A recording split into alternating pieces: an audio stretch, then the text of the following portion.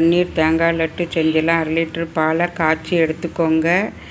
இப்போ பால் நல்லா பொங்கிட்டு இதில் ஒரு சின்ன எலுமிச்சம்பழத்தை பிழிஞ்சி விட்டுக்கோங்க. பால் நல்லா திரஞ்சி வரும். இப்போ இதை ஃபில்ட்ரு பண்ணி எடுத்துக்கலாம். பன்னீர் ரெடி. இந்த தண்ணியை சப்பாத்தி மாவுக்கும் சப்பாத்தி குருமாவுக்கும் எடுத்துக்கிடலாம். இப்போ பன்னீரை நல்லா பிழிஞ்சி எடுத்துக்கிடலாம். ஒரு கடாயில் 1 டேபிள் ஸ்பூன் நெய் விட்டு பன்னீரை வறுத்து எடுத்துக்கோங்க. 1/2 கப்பு தேங்காய் போட்டுக்கோங்க. நல்லா பன்னீரை மசிச்சு வச்சுக்கோங்க.